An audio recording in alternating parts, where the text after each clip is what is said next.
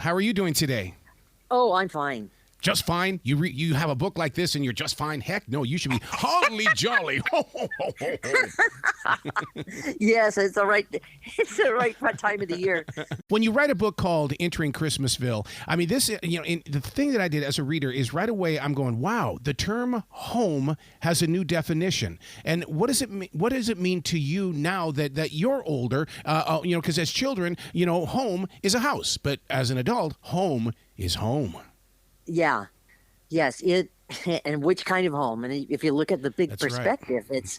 it can mean many different things, and that's kind of what I'm trying to say in the story. I think doing genealogy has made me look at the long perspective about our lives are very short, and also I really discovered in doing the work that I did that life. And it seems like the world is a big place, but it's really a small place. Yeah. And it's kind of ironic, but I just 2 years ago I discovered that my ancestors were actually one of the people that founded Plymouth, Massachusetts Bay Colony. Wow. And I didn't know that till a couple of years ago. And it's like, oh my gosh, I wish I knew that when I was a kid. History would have been interesting to me. But you know what I mean? But those people, and if you watch like the Roots show, they'll have those actors on and they'll go, oh, guess what? You have a fellow actor that's, your relative. And that's when I realized the world really is a small place. That's what doing genealogy has taught me, and how we treat each other is so important. You talk about how short life is. I've been a daily writer since July of 1994, and you would think that, wow, 29 years of writing, there should be a lot of things. There's not. 29 years of writing is not very, very many books at all. No, it is interesting, isn't it? And so, yeah, and I know, like, I wish I had stories from my ancestors, but they didn't get passed down, did they? No. All that rich history. If I had just a single page written about it, it would be amazing, but it was not passed down. And it's funny how you go through your life and it seems kind of insignificant, and you get caught up with the daily routine of things, and you don't take time to leave a written record. But it just means so much to the people that that you leave behind, to have something to it's like kind of a marker, and it's really about you because you've got their DNA. Yep. When you study family history like that, I mean, one of the things that I'm taking note of with modern day AI technology is how they can put motion in those ancient black and white photographs. Is that fair to us to see that? I mean, how do you feel in situations like that? Because I mean, in my home, we've got really old photographs of my wife's father, but it would be fascinating to see that photograph move. Oh yeah, no, I think it's great. Anything you can do to make things more real. Well, I think about Natalie Cole. She would she didn't have her dad, but then she made a record with a duet, and then she made a video. Yep. And it had to be very cathartic for her to reach out to him in that way, and to feel his presence. And that's why I say, when you're writing, and I think that's wonderful with the pictures, anything to make things come alive. What I always loved was that movie Time Machine. And ever as a kid, I thought, oh man, I wish I could go back in time and see things. What really happened here? What was it really like when George Washington crossed the Delaware? Because we know there's stuff we don't know. Yep. It got forgotten. And so that's kind of where I come from whenever I'm thinking about any stories. I've already spent an enormous amount of time trying to gather all the evidence I can, and then try to put it down in a story to make something come alive, to make history come alive. Mm-hmm. In a story, Entering Christmasville, Nettie Holmes is a very creative soul, but she also has a very personal life. Yes, she does. And then her daughter, she adopted her daughter, so she has a lot of love to give. Mm-hmm. But you sense there's an emptiness there, a loneliness that you just don't know what that's about. And she just loved her daughter Noel. But I did one of my friends. I did her genealogy, and I always wanted to do someone who was adopted, because it scared me, and I didn't know if I could do it. But it was very interesting getting the non-identifying information and then trying to figure that out. And with Nettie, she wants to find that information. And the people who are looking for their biological parents have an anxiety about it, such an anxiety, because they want to know, was I abandoned? Right. Or was I loved? What were the circumstances? It's just very human that you want to know. And there's just so much tension about that. And my girlfriend, and it's a timeline too. There's a timeline because that person could be dead. Yeah. If you wait too long, they could be gone. And that's kind of what's in the story with the mother and daughter. That she's very, she loved her mother, but she just got to know the answers to these questions, and it creates a tension between the two women, and a bit of a distance. Yeah, but that distance, so is like you have that. Don't you have to refocus your thought process? I understand that Noel wants to go back and find out who her parents are, but at the same time, you've got to be able to love within the moment with Nettie and everything, because you can't let that go. No, but it is interesting because for a while you have to go to that other place. Yeah. You know, it's just like, I don't know, when you're acting and you're studying a part, you really aren't much part of the world that's really going around you, because you got to just envelop yourself in another person and be there. And once you get used to it, then it's okay. And then if everybody gets along, great. Then you got a bigger family. But it may just be a temporary thing. And sometimes you feel an anxiety that you've got to learn all you can. Doesn't entering Christmasville kind of inspire the reader to maybe do their own investigating inside their family? Because I know nothing about my family. I really don't. And the reason why because I know my grandparents came from Germany. Yes, we had a great time as a family, but anything before that, it's like, am I supposed to know? And what am I doing so that somebody in the future will know about me? And that's the reason why I'm a daily writer. A, so I don't forget my life, and B, so that someone has something in the future. That is it. You know what? And I remember my grandmother taking me through books, picture book that she made of her family. And of course, in the old days, so many people died. You might have 5 children, and you're left with maybe 1 or 2. Mm-hmm. And then their stories, and it's like they're forgotten, and that bothers me. I don't like people to be forgotten, right? Because I don't want to be forgotten, and I felt so lonely as a child. We had a home life that could be fun, but there was also, punctuated by violence. Let's put it that way. Yeah. And it's really hard to overcome that mentally. You feel unloved, and I don't want for people to feel that way. With Noel, when she starts digging into things and she starts finding some buried history, it reminds me right away. I'm going, wow, how much of the family tree is based on hearsay and not physical facts? Because Noel is getting some physical things here. Yeah. It's piecing it together. And, my mother was an illegitimate child. And she was told that her father was in the ward and he was married in our parish, and that it was that he was married. So she was never told. And 4 people knew who her father was all around us, and nobody gave up that secret. Very powerful secret. Things were different in the old days. And she used to sit in the back of the church. She would tell me, I just watched people leave and I see who I thought I looked like. And when it came down the end, because of DNA, we found him. And he was all around us, but he was not in our parish, but our cousins were. So there were connections, and they were all around us, and we didn't even know. And, it's just kind of sad that it happened like that, but there aren't secrets. People had secrets, and they kept secrets back then. There's no secrets anymore with DNA. Right. That's so interesting you bring that up, because about 10 years ago, we gotten word that there was somebody that was in the Chicago area that looked pretty much like my sister and I. And so my sister went looking for it, and it turned out to be from my father's other family. And it was a sister. Oh. And so, and to this day, Jamie and I are like, it's like, what? We come from 2 different families, but we're from the same guy. Yeah. Crazy. It is crazy, but once again, it's all based on hearsay, her version of the story versus my version of the story, and we crash. And that's why books like this are so important, that people take them in and really study the word home. Yes, and it's Christmas, and Christmas is about love and home. That's ultimately what it's about, not the presents and all the other stuff. It's about being together. And that's why I always like the Grinch story that we grew up with when we were kids, and it's amazing. you can take away all that stuff, but you're not going to take away the spirit of someone. Or you see that in people that lived through the Holocaust, and yet they came out, and they're really tortured inside about many, many things, but they go out and live a very productive life and move forward with, positivity. And it's amazing how resilient people can be. Yeah. Where along the lines did you realize that you were going to make this a multi-generational book in the way that, because there aren't too many stories like this. And I think that's very inspiring for a lot of people. It's like, wow. Oh, thank you. Because we could talk about my grandmother. We could talk about my mother. We could talk, it's just amazing on how evenly balanced this story is.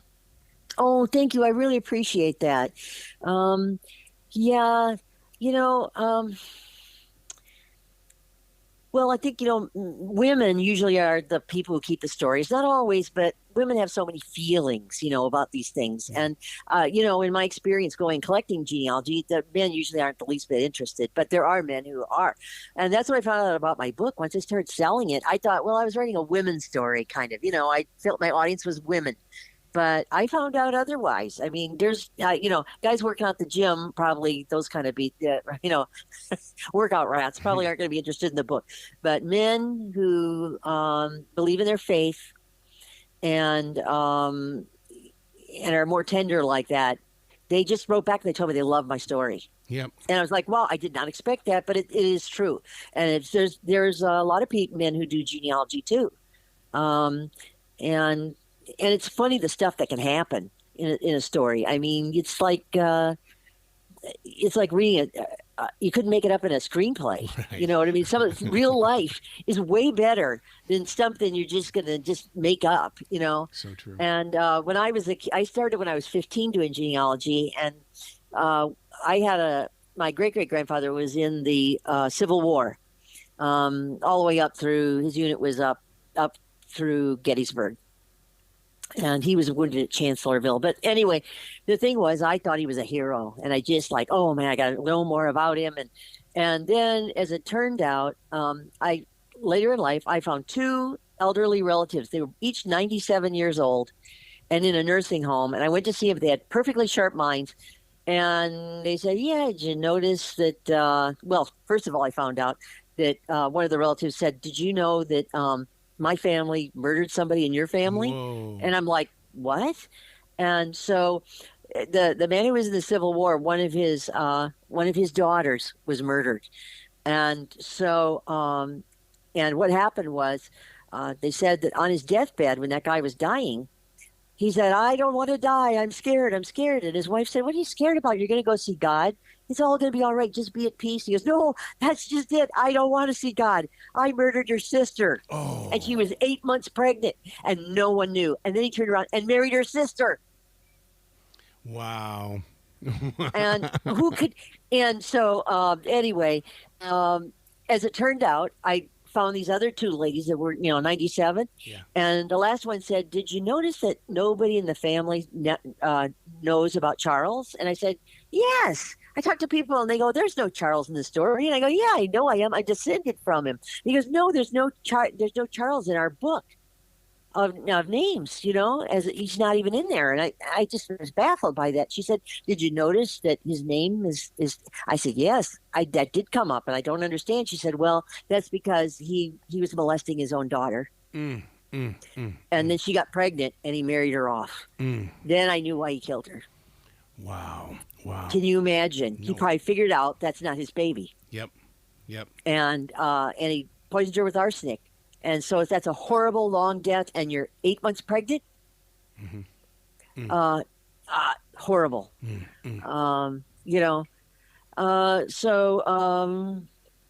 Anyway, yeah, you just never know. And, I don't know how much time we have, but I remember when Ted Turner did that series on the Civil War on Gettysburg. Yes. And he was going to do 3. He did Gods and Gods and Generals or something.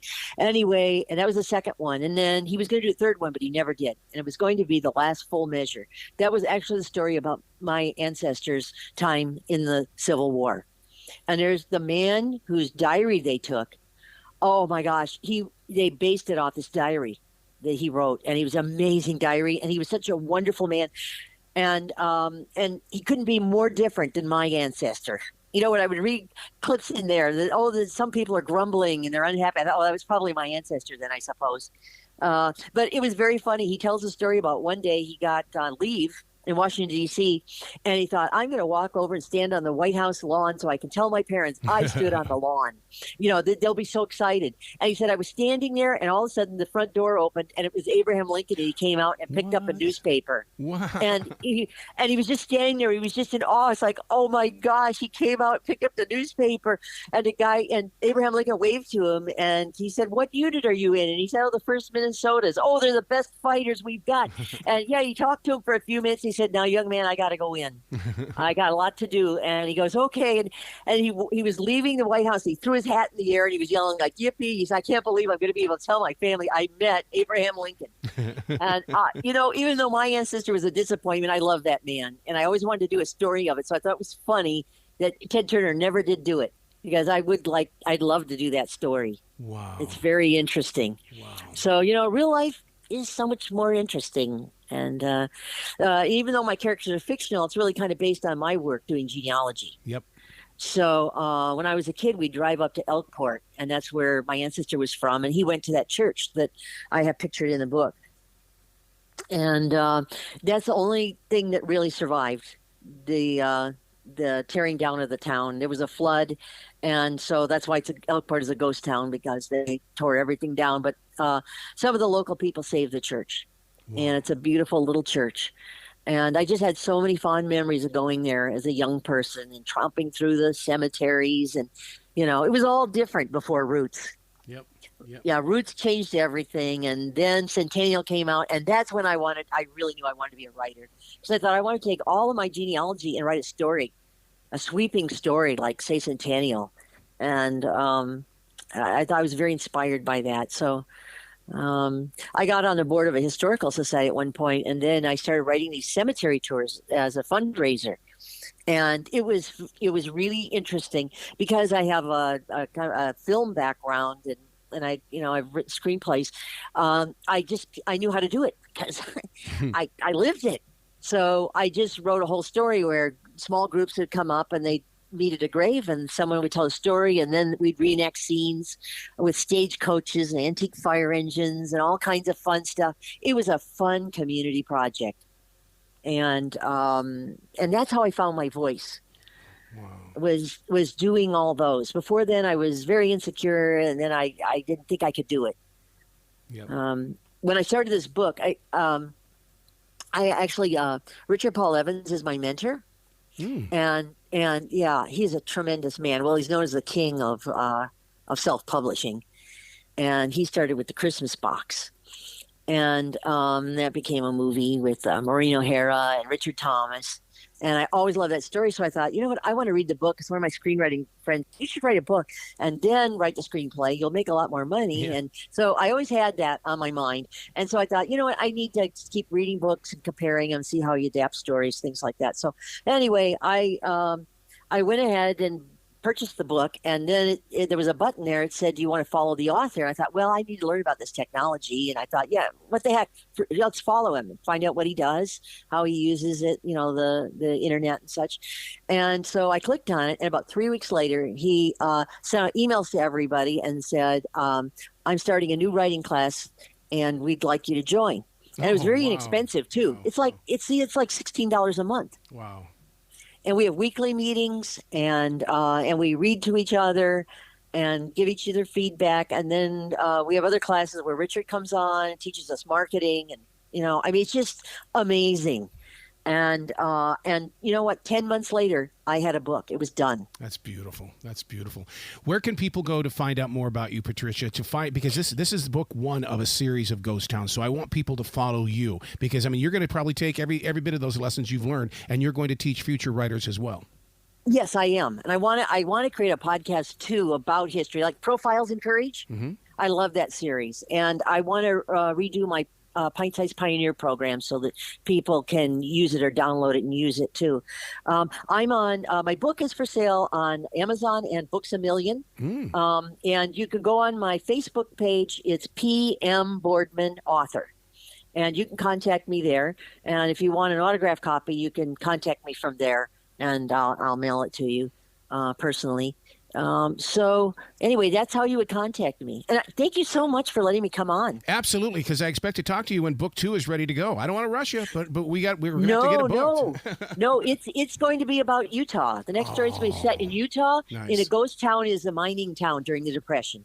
Wow, that's going to be a good one. That's going to be a good one. Well, excellent. Thank you so much. Well, I love your energy. You be brilliant today, okay? I will. Thank you.